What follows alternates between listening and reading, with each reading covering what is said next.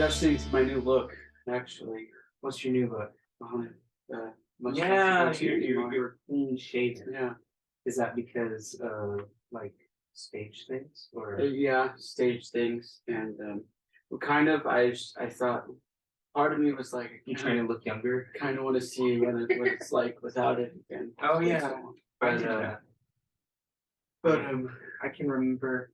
Okay, so I had facial hair, and then lost all this weight, and so I shaved to see what I look like without facial hair. It was weird. so you were curious to see what you looked like when you were young. Exactly, and then I put on weight again and grew a beard. That's okay. You're a dad, you might as well fit the part. That's right. You got to work on this dad bod. But yeah, no, to my shock, you look a lot younger. Yeah, you didn't look old. Yeah, but no, it does. I think facial hair. I've known. Well, I can remember in Bible college they told us that you should definitely grow facial hair so that you will like seem older than you are when you're starting your ministry. And then when you hit about 45, you should definitely shave. That was in my practical ministry course. Yeah, that's how you be a successful missionary. It's all about a minister. It's all about your facial. Yeah, I didn't do that though. I would keep in mind. I don't care. Yeah, it's getting wider. Well, it's a good look. I like it. And you're able to grow such a full. Yeah, it's a little bushy sometimes. Like it's because it's all crinkly and stuff. Anyway, yeah, I'll give you some beard wax. And you can. I use Catholic beard balm. Oh, you do? Yeah, this one, the one I have on, I think all the smell because I put it on hours ago, but it's a memento mori. Remember death. It's a very an enlightening mood to step into. Exactly. Yeah, so meditative and yeah, so yeah, pensive. That's the thing. Catholics are yeah. Sometimes people think we're morbid, but I think it's just being realistic. Someday you're gonna die. Yeah, and you think you'll live better if you remember you're gonna die. So I'm not exactly sure. It doesn't smell like rancid or anything. because it doesn't smell like death. No, it doesn't. It smells quite nice. So I'm not exactly sure why they thought these particular smells evoked death. But anyway, I like it. It's quite nice. If you get it, I won't let you smell it because you have to. Yeah, nose in. We have to get into it. But if you get your beard a little bit longer, you can start designing it, braiding it like like Gimli, Lord of the Rings. He's got it all. I do a simple braid sometimes to entertain my daughters. Yeah. My 4-year-old, she thinks it's wonderful. But no, I think this is my terminal length. Yeah. I trim it every now and then just to get stragglers. I probably need to trim it again. But even when I started growing it out, I was hoping I'd get like Gandalf. Yeah, or Willie Nelson. Well, then you wouldn't have to wear a tie as often. No one would see it. That's right. I have a couple bow ties, and I don't wear them because they'd be gone. They're irrelevant. Yeah, it's superfluous. But anyway, so the world needs a little talk about the Lord of the world. The world needs a little talk. That's yeah. So. This is our third week? Yeah, this is third week on this one. Yeah, last week we're looking at the Lord of the World, and I finished, and you informed me you finished. I have finished. Very late night. Yeah, I working hard. Yes, I've burned the midnight oil reading Lord of the World. So yeah, and it's one of those things like when you get so tired, it's hard to read too. So it's something that should take you 10 minutes to read. It takes an hour. Yeah. So some of that happened. I've actually finished this morning. Yeah, really enjoyed it. Good. I'm really grateful for the opportunity. I've wanted to read this for years, and so I'm glad to read it. Well, thank you for inviting me to read it with you. Yeah. As I said, I enjoyed it very much as well. And you partially seemed surprised at that. Yeah, I didn't know how I don't know. I didn't realize just how very Catholic the novel is. And so I was curious, like, if someone wasn't Catholic, how they might perceive it. Because it's this seems to me to be a novel written for Catholics. I think I can see that. Yeah. yeah. Whereas, so for instance, try to think of another example. Well, Tolkien is Catholic. Lord of the Rings is not written for a Catholic It's written audience. for everybody. Yeah. And now, if you're a Catholic and you read The Lord of the Rings, oh, I see what you did there. You know, like the Limbus, even in his letters, he says, obviously, Tolkien hated allegories. You might have heard this. He's like, the Limbus is the Eucharist. Yeah. So, but you wouldn't have to be a Catholic. I mean, no, probably most of the fans of The Lord of the Rings are not Catholic. Yeah. I don't think that's ever going to happen with this book. There's never. I don't know. Maybe We never know though. Maybe Peter Jackson makes a movie. I mean, The Lord of the Rings. he did do a film. What was it? I didn't see it. Didn't Peter Jackson do a sort of like steampunk film? Mortal Engines was the name of the film. Okay, I went and saw it. Don't go and watch it. that's what I've heard. To be fair, he wasn't the director, so now I don't hold. Was he the producer? He was one of the producers, I think executive producer. Mm. But they were monopolizing on his name. Every single trailer, they were like, Right. the man who brought you Middle Earth and the Lord of the Rings.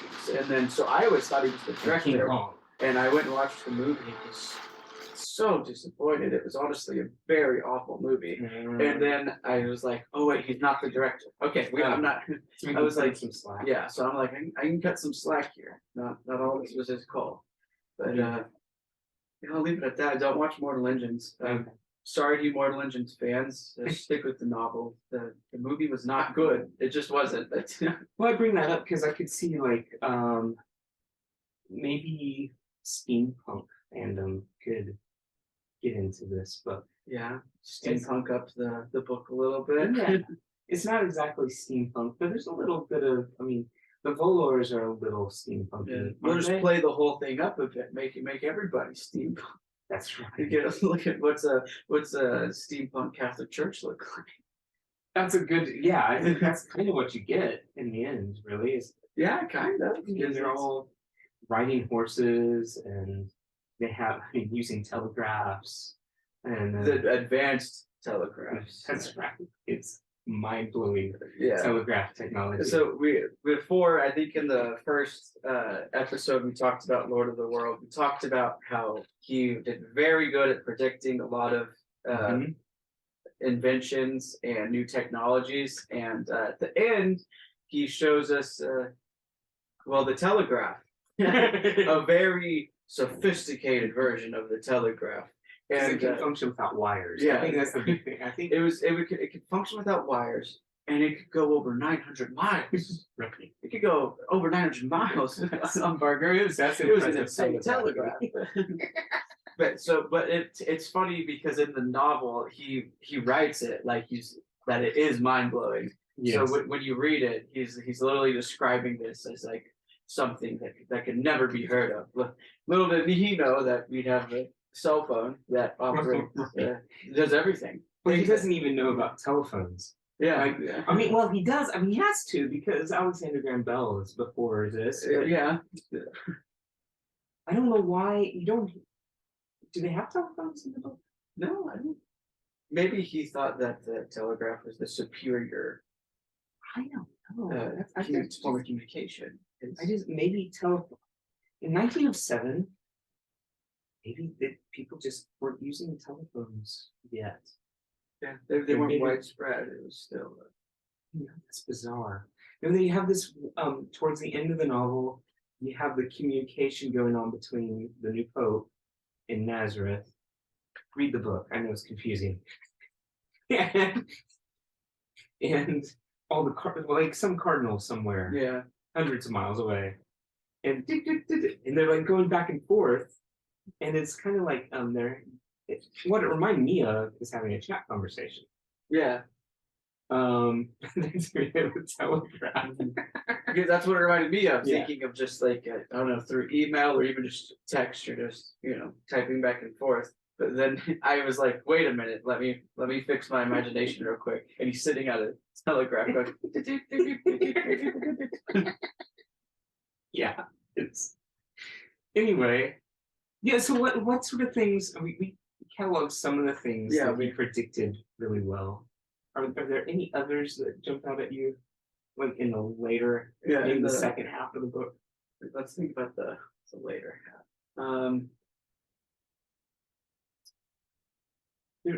One thing that the bigger discussion topic was euthanasia. Yeah. And going to a doctor to say I want to commit suicide and them going Mhm. forward with it. That's actually, I mean, it's newly developed in our modern world, but it's here now today. It's, Yeah. I don't think, I'm sure there were philosophers who were advocating euthanasia when he wrote this, but not mhm. people would have wrinkled their noses up at this, and like mainstream society would. Yeah. Well, and I mean, it's a very controversial topic today. Even like a lot of It people is. still do wrinkle their nose at Yeah. the idea. But we see one of the characters go with this. Mabel goes to the clinic, I guess maybe Mhm. euthanasia clinic specifically for that. Yeah, And that's what it is. we learn that's how it works is you go through an 8-day waiting period after they go through your documents and you're approved, and over that time, like they house you, they feed you, you have your own Mhm. room, and they take care of you and treat you like anyone else. They make it a very homely Yeah. living space, and then at the end they come in with the equipment and they do a quick crash course on how to use the equipment, and then they inform you this is about a 5-minute process. If that, I'll be back in 30 to clean up after it's done. Yeah, using gas. So there's a gas mask. So it's they don't say specifically what kind of chemicals or Yeah. anything we're using, but we're informed there's a machine with a type of gas mask that you Mhm. set on, and then you turn on the machine and just kind of relax and breathe it in. And you fall asleep. And Forever. Then you wake up. Yeah, that. When I got there, and he spends a lot of time on He this. does. This is a very long section. Yeah. So in some ways, man. It's clear he has a lot of sympathy for Mabel. You're supposed to hurt for her. She, yeah, she's seen that this new religion of humanism. I don't think that's what they call it, but Yeah, but um, what it is, yeah, I'm trying to remember. But anyway, she's seeing that it's hypocritical Mhm. and isn't bringing the peace that they've promised. yeah. And So we last talked. We said that Mabel is married to Oliver, who's a politician. We touched on that, Yep. but he is a part of the committee that passes a new law stating that anyone who proclaims to be a Catholic of the Christian faith is going to be killed. or anyone who believes in God, actually. Yeah, not even that. Anyone who says that they believe in a God is A to be supernaturalist. killed. Yes, they're supernaturalists are to be they're to be euthanized. Mhm. So they use this sort of like, we're having pity on them because we're putting them out of their misery because these poor people just he when he's trying to explain it to Mabel, he says, if you have a cancerous growth on your body, you cut it off so that the body can be healthy. And so there's this sort of reasoning that now there's this opportunity for all of humans to come together, to be as one, no more conflict, to enter into this new age of this human religion. But There's cancerous Christians out there. exactly, yes, yeah, and so we have to cut them out so that humanity can flourish. Yeah. So then And when you read it, it kind of makes sense in a weird way. It was kind of like, it made me feel dirty. you're like, Yeah. yeah, you're like, wait a minute. Yeah. But so then that was the kind of the straw that broke the camel's back. Because before that, we saw a few moments where she was questioning it, but then she remembered Thousandberg and said, no, this is That's right. we're on the right path. But that's what did it in for her. And she said she couldn't take it anymore. This isn't right. Yep. She recognizes just murdering a bunch of people for their beliefs is wrong. And but what we get before she goes to the clinic, because she runs away from home, is she goes to talk with Franklin. Is that Francis. Francis? This one's Francis. Yeah, Franklin Percy. Oh yeah, that's Yeah, right. He and Percy's Franklin. Or Percy Franklin. He picks the two F names. That is weird. I hadn't even thought about that till just now. But anyway, yes. Yeah. So So other priest who leaves the faith. Yeah. So the one we talked about in the beginning, who left the faith, and he's now one of the bigwig politicians with Oliver and Felsenberg and everyone else. And she goes and talks with him and asks him a bunch of questions about the faith and what a Catholic would believe, how they'd look at situations, and why he chose to leave. And she's all doing it in the guise of, well, with this new law, I'm concerned for my friend who believes, and I want to talk him down. Yeah. But so in doing this, he sets it up where I don't know about you, but as the reader, I kept thinking like, oh, she's going to have a change of heart and believe herself. And I think he very strategically does this the whole time. We're thinking that she's going to change. And he even continues to do this as she's on her deathbed that she put herself into. And then it doesn't happen. And I think he really wanted to pull at our heartstrings and make us sympathize with her. Oh yeah. No, it's really effective. I'm glad he doesn't go for the money conversion there. It makes it it's a more realistic and at the same time, I don't know if you felt this as she is fading, and she sounds a lot like Socrates drinking the hemlock. Have you read Plato's Apology? So when Socrates, as he's dying, kind of is making scientific observations, and is similar. I didn't even think about that, but yeah, she's doing that same thing. Yeah. Well, it's in the process. Be very curious.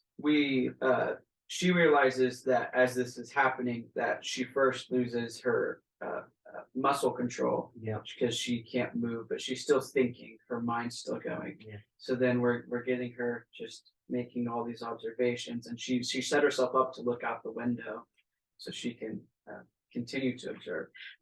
Okay. So there's another interesting thing, is she kept looking out the window. Yes. And then she kept grabbing the nurse and saying, "You see it too, right? This is." Yeah.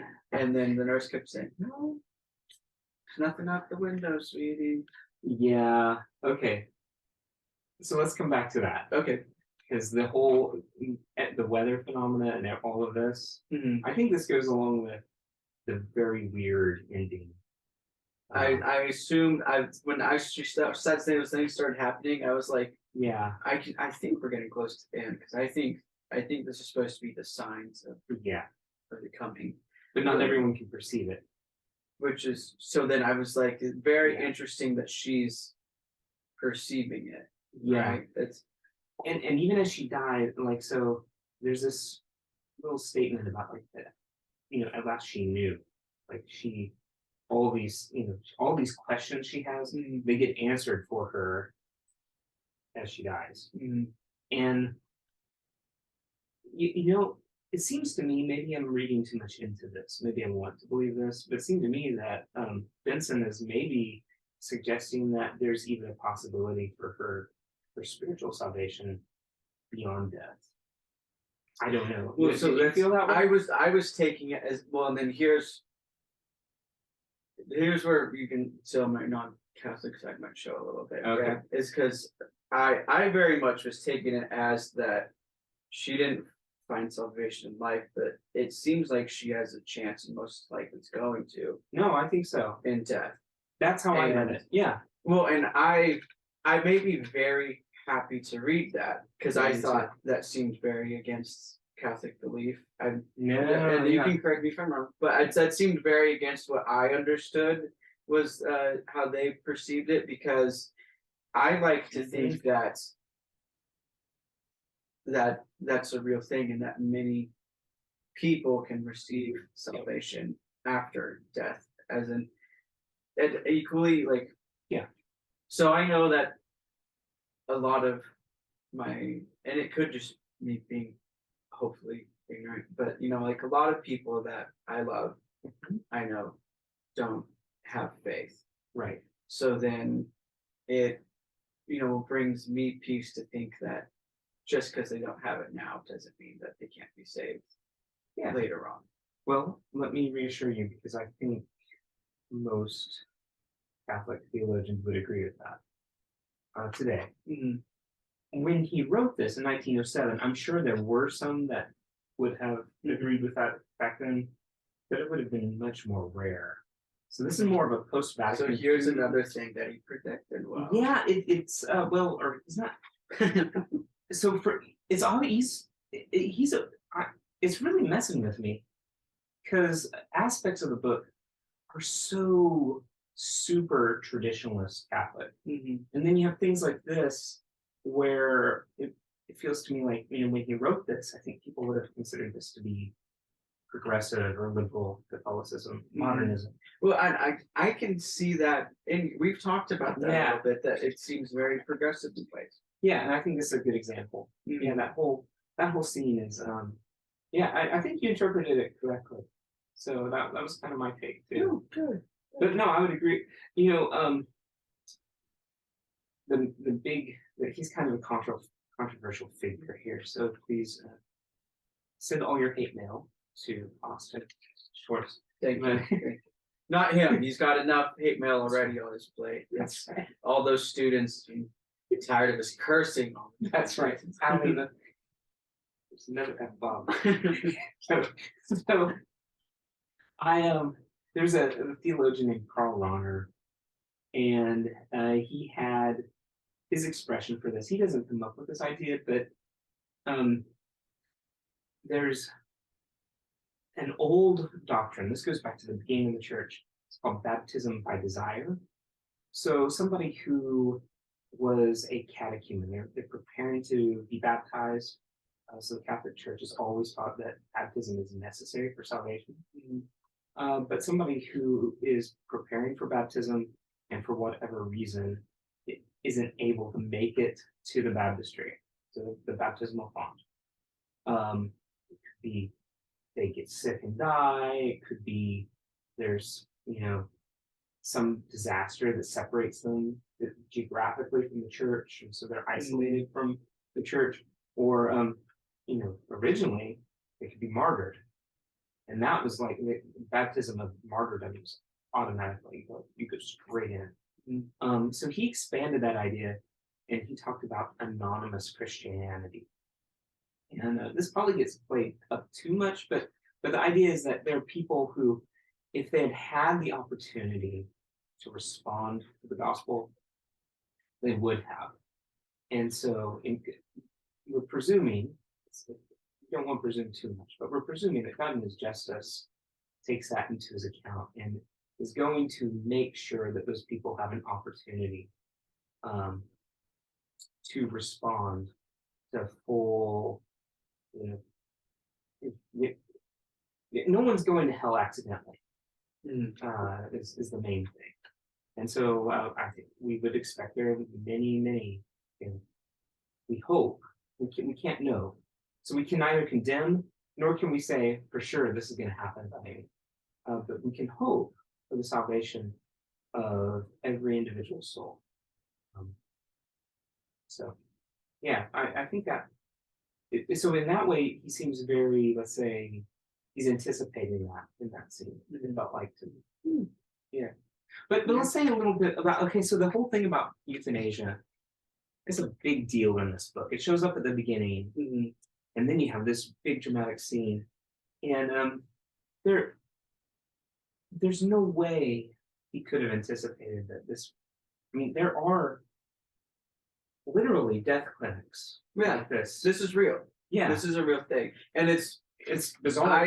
Yeah, I guarantee when he wrote this book that he came up with this and thought this is never actually going to happen. probably. He thought like this is well, that's why he's making it a thing of the humanitarian religion side. That's their thing that they're doing. Right? Yeah, He was like, there's no way that they're actually going to get to that point, yeah. but we're at that point. Yeah, and also, I mean, it didn't take that long because the Nazis were doing this Mm. in the 30s and 40s. So just decades after this book was published, probably in his lifetime even. I don't know if he died. But so there was this little bit where, did you catch the bit about the vivisection? Where some of these euthanasia clinics are actually, they take these people in, and then some people had squealed on them. There had been some whistleblowers that they're actually doing experiments on the people who had come to the clinics. I missed that. And But so there were tales, like the grisly tales of vivisection. So they're using these volunteers. You sign, you don't read all the fine print in there, and they're basically, they're going to live in their life anyway. So they're keeping them alive, unconscious but alive, so they can do experiments on their bodies. Which this is very similar to what the Nazis did. yeah, well, yeah, that's where it sounds very Oh yeah, Nazi. But and the Nazis practice euthanasia. I mean, that's probably something that will probably end up happening if we go in this direction. I mean, if you're super committed to science, you wanted to discover as much as you can about the human body, and people are coming to this office and saying, I don't care about my life, I want it gone, then there's people out here there that are going to go, okay, I care about your life.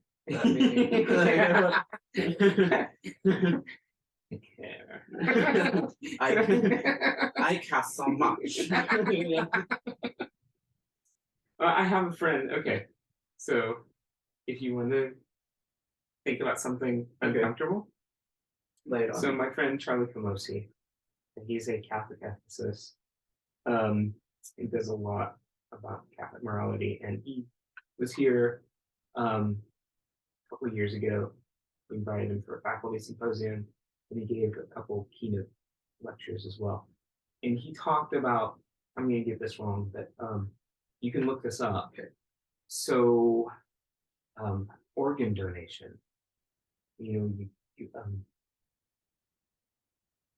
that's actually more morally gray area than we usually think we consider. Okay. And how do you define like brain dead and things like this? And he had all these testimonies of people who were, let's say, clinically brain dead, and they come out of it and they're talking about, like, they're aware, they can hear, they can feel things, but there's nothing registering on the equipment that we have.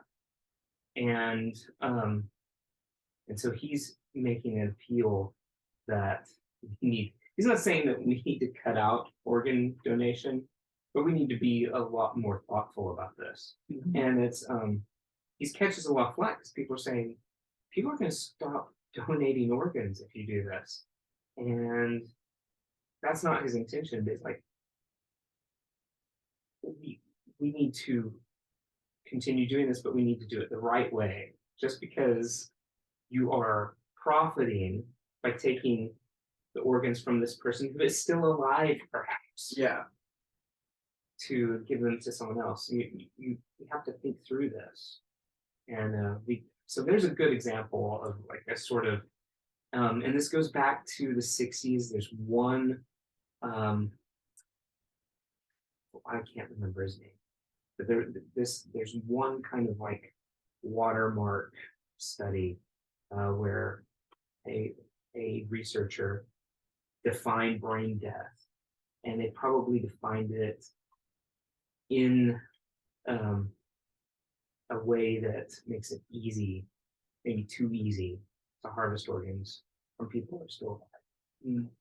So, yeah. Yeah. Well, I mean, then there's also, well, what's it called? But where you have a different type of will that designates if you were in that situation, you know, someone. Sure, yeah, your living will. Yeah, there you go. Your living will. Yeah, those are important, but I think we all assume that the doctors know what they're doing, and like they're not gonna like start carving out my heart unless I'm actually dead. We just assume that. And that's his point, is like, maybe you shouldn't assume that so easily. So yeah, you can Google it, just Google Charlie Camosi organ donation, something like that, and you'll find he's written lots of stuff on this. And yeah, so he's really thoughtful. He's again, he's not an alarmist. He's yeah, he's not a hard, right-wing guy or a hard leftist. He's just trying to think through things as a moral philosopher, and yeah, has a lot of good ideas. He headed something called Democrats for Life for a while, so he identifies as more liberal on a lot of things. But he's also pro-life, so he's in this sort of weird no man's land politically, Stuck in the middle. kind of like, yeah. Anyway, so that's probably part of the reason I like it. Anyway, okay. So Charlie Camus. That was free, Charlie. Next time we want some. Big shout out for him. That's Yeah. So the like spiritual awareness that happens at the end of the book is really it's dramatic and interesting. So you have this thing with Mabel, and then like the Syrian, right? There's some weird stuff there, that like dreams, and then the scene at the end when Jesus is coming back. We'll have to talk about that. Yeah, we'll break that down. We forgot to mention with Mabel as well earlier when she goes to the humanitarian church. She has a prayer, and it parallels Percy's from the beginning. It's the whole like this mental process preparing, and then like he perfectly parallels that. So it might even be the same church. I'm thinking that it's supposed to be. Yeah. That was the idea I was getting. Yeah, I had that impression too. It is Hugh. She's in the same seat. That's possibly. No, it does. It's a beautiful parallel, except hers is weird. It parallels it, but it's not connecting with God. Yeah, but that's my whole thing with this new religion, and the fact that there's worship in churches and all this for it is who's being worshipped? Who are we praying to? Because good question. The point is you don't believe in anyone. You just believe in the human race, right? So it's what is this for communicating with? I mean, clearly it's a guise for the Antichrist, but for them, what is it? The Antichrist, and this is part of what makes the book so brilliant. This is what I really love about it. So the Antichrist is just really a sort of, he encapsulates all of this, but the religious thought, I think, because a lot of times I think when we think of the Antichrist, we imagine, a sort of rerun of the Roman Empire where you have to worship the emperor as God, right? And here it's more that you're worshiping humanity. Yeah. And the Antichrist is the supreme expression of that. But I think it's actually pretty prescient too. I think this whole, the idea that we hear today, he doesn't have the same vocabulary, but I think it's very similar. So I hope this isn't too controversial. Oh, here we go. Here we go. It's about to open a can, everyone. Yeah. Okay. So the whole the whole idea of spiritual but not religious, I think, fits into this very much. So that um, they're very more and more every year we hear that fewer and fewer people are attending church. But if you ask people about spirituality, those numbers, there aren't so many like traditional atheists. I don't think there might be more atheists than there were, but these people aren't atheists exactly. They don't believe in God. They believe in spirituality. Does that make sense? Yeah. And I think that's very similar to the sort of sentiment at large right now today. It's celebrating the human spirit. You hear words like that, phrases like that, and I can even get caught up into that a little bit. I'm not thinking about what does that mean to celebrate the human spirit. Yeah, I love humanity. I love human individuals, I think. But this idea of loving humanity for the sake of humanity, that's something different. And I think he's seeing it come into play even back then. That seemed very realistic to me, actually. Yeah. Well, it does, but it feels so strange. Oh at yeah, the same it is time. weird. Okay, so Yeah. I'll transition. Okay. All right. You've continued to ask me every time, how's this making you feel? What's your non-Catholic perspective? Yeah. And I mean, if we're just gonna look at it for what this fictional world is, I mean, in this fictional world, I would be Catholic if that's the only sect of Christianity left. Yeah. So then I would be along the ride with everyone else. But it makes it really convenient for Catholicism. yeah.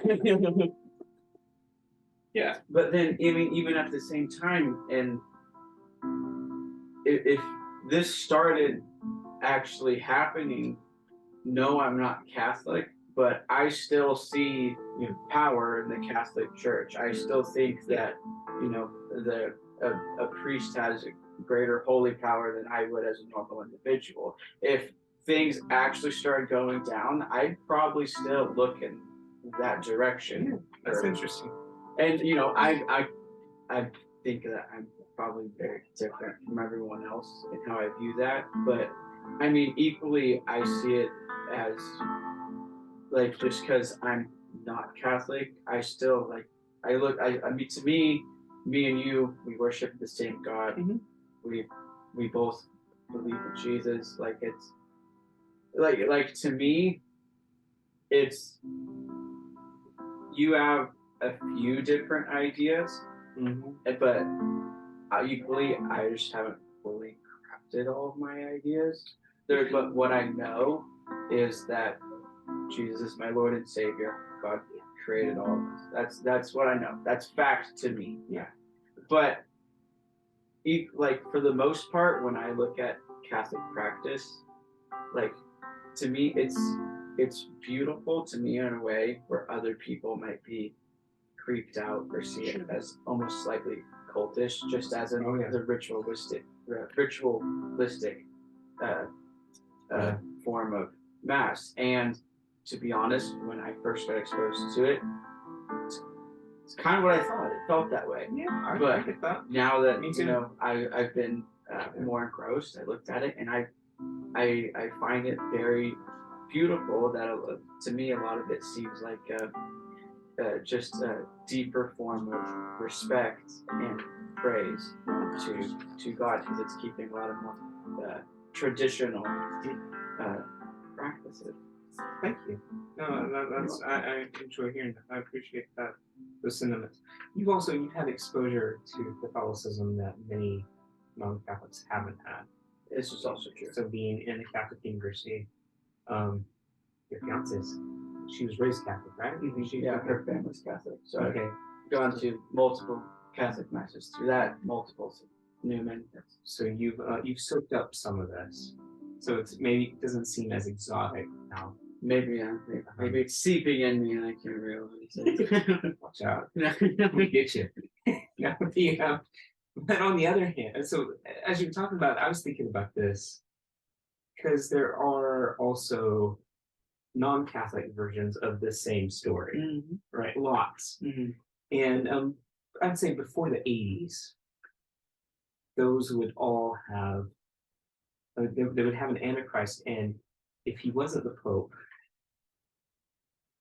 the Pope would have been like maybe the false prophet, or he'd be like right there with it. You see? Mhm. And this is interesting because now it's like, no, Catholics taking a turn. Benson had been an Anglican. It's quite possible that before he was Catholic, he had believed the Pope was the Antichrist. Um, St. John Henry Cardinal Newman, when he was an Anglican, he says that he was convinced that the Pope was the Antichrist.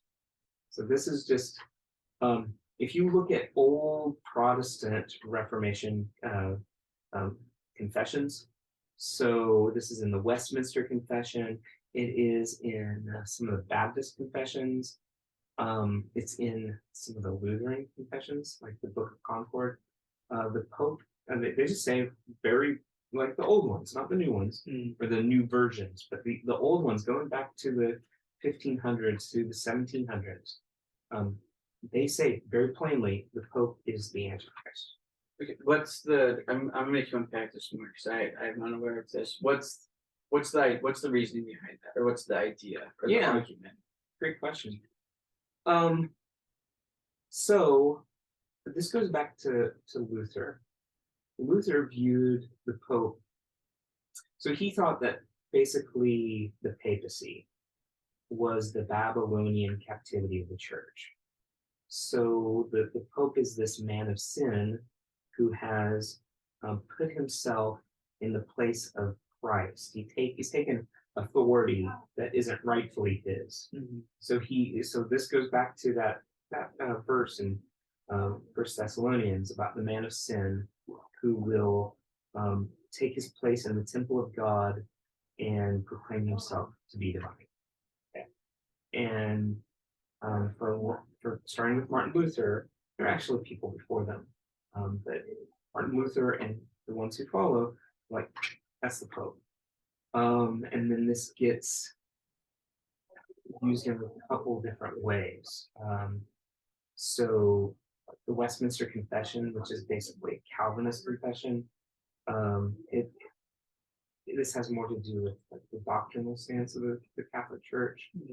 I'm not sure Luther would have gone that way. I think it's more like the political role of the church, of the Pope specifically, not the doctrines of the Catholic Church at large. So it's some different. I mean, I have to look those up and find the exact wording. It's weird because like a lot of my Missouri Synod Lutheran friends, so these are like really hardcore traditionalist Lutherans. They love like Pope Benedict, but they read all his books. They think he's great, and I'm like, yeah, but your confessions say that he's the Antichrist. I'm like, oh yeah, he was. It's just weird. I don't get it, but they're like, it's not a personal thing. Like you can go to heaven and be the Antichrist. That's bizarre to me, but yeah, Okay. but it has to do with because he is the head of the apostate church, which specifically because of from their perspective, we are closing the way of salvation to people. We're saying that you're not saved from their perspective. We're saying that you're not saved through salvation and through justification by faith.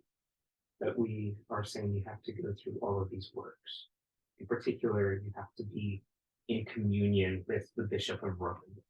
And like by saying that, you are putting someone in a place where he's taken authority that is not due. And I mean, like I said, it's a little complicated, but one of the things we would say is like technically, see, I would say they are in communion with the Bishop of Rome, even whether they want to be or not. And if they're saved, it's because they're in communion with. There's not a bunch of churches. There's one church, and the Pope is the successor of Peter, to whom the church is entrusted. That's a whole other branch of theology that we don't need to get into right now. But yeah, but this is maybe that explains some of this. Okay. Yeah, it's kind of it's bizarre. Yeah. So most Protestants aren't even aware of this. I think that in their so you're non-denominational, so like in your church they're not reading creeds and confessions probably. So this whole thing would be kind of irrelevant. Yeah. But if you were Presbyterian, like in a lot of the Presbyterian, they still use the Westminster Confession, but I've noticed the modern editions they cut out the bit about the Pope. Cut it out, or just got a Sharpie over it. That's confidential information. Exactly. Only can be trusted to those. and actually, like, I think it's kind of problematic because it's like sweeping it under the rug, and I think we need to talk about it. I mean, let's be honest. Some of the popes were assholes. They weren't. I mean, they weren't all saints. Some of them were even beyond assholes. Yeah. And there were good reasons to protest, even if I disagree with the manner in which the reformers protested of creating schism in the church. But the things they were up in arms about were, there were reasons to be upset, and so yeah, it's complicated, So that's interesting to me. I've enjoyed this just because you do get this eschatological novel from a Catholic perspective, and you don't always get that. So how are we doing on time? We don't have much time. Okay. So Maybe 5 minutes. all right. So we should probably jump in. Actually, I have a few things that we didn't need to talk on like too long. So I'll bullet point them out. All right. I had pointed out that there was no prayer during the big meeting with the Pope and his cardinals at the beginning to open it or the end of it. Sure. And me and you talked about that lightly, and we talked about how their whole entire lives are based around going from prayer to prayer. So there's a liturgical, I think it's just assumed. In some places we're told specifically, like we hear a lot about the Divine Liturgy, his prayer book. At the end, I mean, they're having Mass at the very end. So everyone's brought together, all the cardinals who are there, to come to Mass, and then Eucharistic adoration. We need to talk about that. So then, the only other thing I have before we get to the end is we had we mentioned this before, that you found it strange that the families were breaking apart. Yeah, like the men and women were leaving their children and going to join the Order of Christ Crucified, right? Yeah, that's what it was called. And I said to an extent, yes, it's strange to think families are coming apart, and I also think that that's just because of the mindset we have currently and the living situation we have currently, where the world's not at war. Because looking at it as deep as it is, and where they're at in the book, they're at war. Yes. Yeah, it's an emergency situation. Yeah, so I appreciate that. That helped me when you said that the other day. That helped me maybe appreciate that a little more. It's still weird to me. To be honest, the whole Catholic Disneyland bit is. There's parts of it I really sort of admire, and like that would be awesome. And then when I think about it, I'm like, it'd be weird. I'm glad it's not like that. Well, I mean, what they had right was they attacked the part of the Catholics by hitting the Catholic Disneyland. That's right. It made me thinking, if a terrorist group really wanted, don't take these ideas. If a terrorist group really wanted to tear apart America, blow up Disneyland. The heart of America. Take out our culture. That's really Yeah, Disney's everything at this point. If you take out Yeah. Disneyland, Yeah. I think that our nation would unite and go up in arms harder than it has before, ever before. Everyone would be like, "You came for the mouse? You came for the mouse?" So you think this would be worse than the British bringing down the original White House in 18 Battle of the War of 1812? Yeah, this is. Listen, the White House is just where the president lives. The real White House, the face of America, is that big castle with the ferry that flies over the top.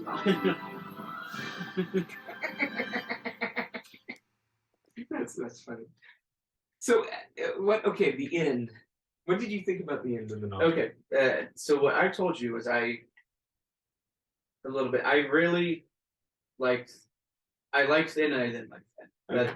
But it was well, and I had to go back and listen to the final chapter again to like just try and wrap my head around everything. Yeah. But so everyone knows the novel ends with okay, so he parallels Judas's betrayal to Jesus by having one of the cardinals betray Percy, who Percy became the Pope again, just well, not again, but the new Pope. Yeah. And I will say it bothered me a little bit. Like this guy's just kind of random.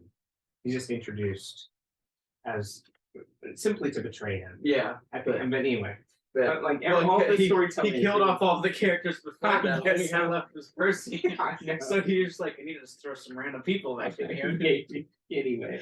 But yeah, so he betrays him, and we get this whole thing again. It's the 12 apostles, it's 12 cardinals. They're all having dinner together, and they do a final mass, and so then It's very romantic. It's very like Catholic Disneyland. yeah. Again. So then they're having a final mass, and outside of that, cut over here, Oliver Felsenberg and all the other politicians are like, we found where the Catholics are located. They're the last ones left. They're in Nazareth. And then, so they all are like, well, instead of just dropping missiles on them, we want to make sure that we get them. So we're going to travel there ourselves and watch. Right. So then they hop on a plane. Felsenberg is going to drop the bomb personally. Yeah. Yeah. So then they all fly over there, and then they're hanging out on a mountain. What, I don't know, maybe they got binoculars, just watching down at this mass going on.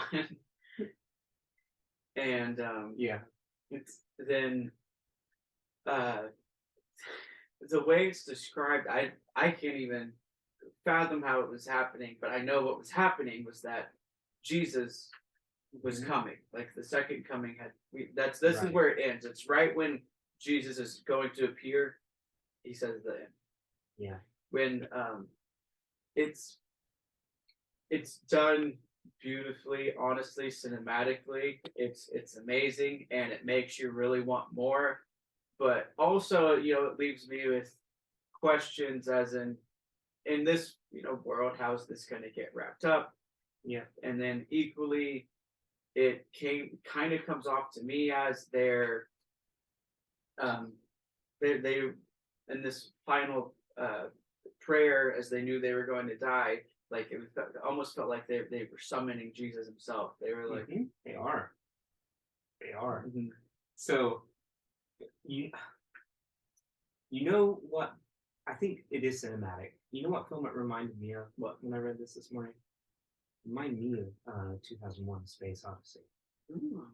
Have you seen that? Okay, I've seen long time ago. I don't really remember it. I think Have you seen the weird ending with the space baby and everything? Yeah, it's very bizarre, and I felt like this reminded me of that. Space baby. It's so 2001. I think that all happens to kind of evoke this sense of transcendence that you can't capture in, let's say, traditional cinematography. So he's doing weird stuff just to show what's on the other side. I'm not exactly sure what's going on there, but like the next level, right? I think this is a similar thing. He's breaking, let's say, the traditional storytelling um, form in order to convey something that you can't describe in human language. In the same way that he avoids, like, you always hear about how impressive Felsenburg is, but there's only one sentence in the whole book that's ever actually quoted by him. Yeah. Because everything else is people speak couldn't be repeated. Exactly. Which is very strategically done.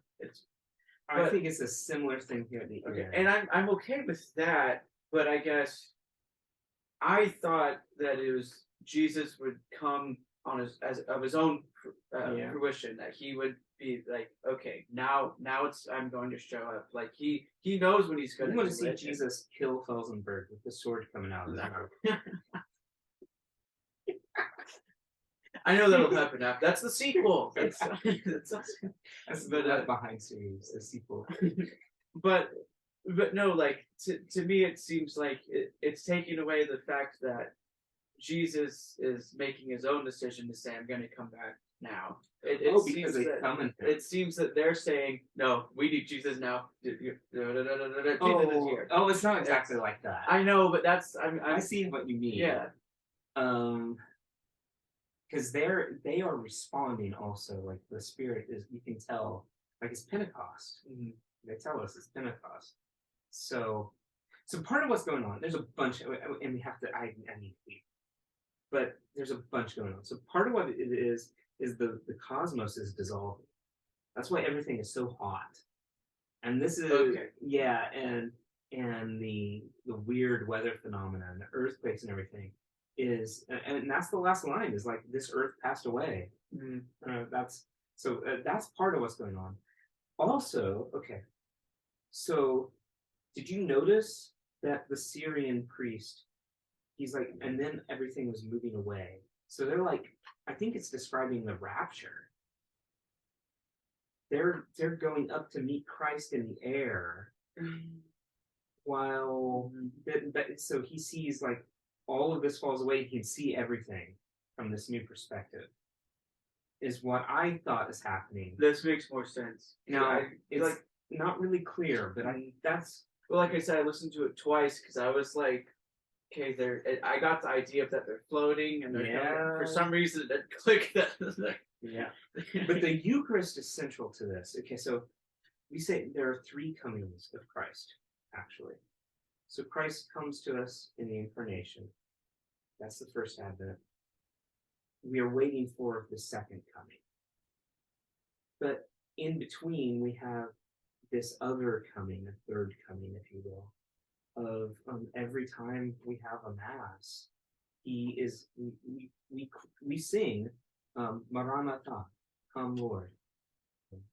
And it used to be at every mass, people would go to the doors at a certain stage of the service to see if he's coming yet.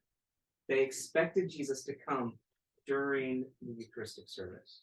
So this is like tapping into these old traditions from the church. So as a Catholic, I was like, whoa, I see what he's doing here. This is amazing. And so then we have a mass, and then you have Eucharistic adoration. And so that's the monstrance. You know what that is? This is the big metal thing that has actually a consecrated host in it that we worship, and the priest. Okay, so that's what he's holding. That's what he's holding, is actually Jesus. So Jesus is coming, but Jesus is also already come. And so there's this sort of like telescoping out, and like he's coming, but he's already here. And there's a lot of, and that's why my favorite part about the end is you get all these Eucharistic hymns that are written by St. Thomas Aquinas. And they're all just, so you get a little bit of Latin, and then you get some prose explaining what's happening, and then you get another line from the hymn, and it's just... Remember in B, we were trying to break a little bit down because it described that he was going to come, leave, and come again. Well, that's how we tried to get it. He never left. It was he came, he was here, and then when we walked out, well, we met him again because he was. Yeah, I think that's. I like this idea. Yeah, he never left. his abiding presence is with us in the sacrament, but there's a more, the hymns say he's veiled in the sacrament. His unveiled presence is coming. That's the part that we don't see. But you can tell it's coming. Okay, so this is interesting. So literally, they're all. Oh, I'm really Well, that's okay. This is what my non-Catholic perspective needed. So thank you. Now I understand. Right? Sorry.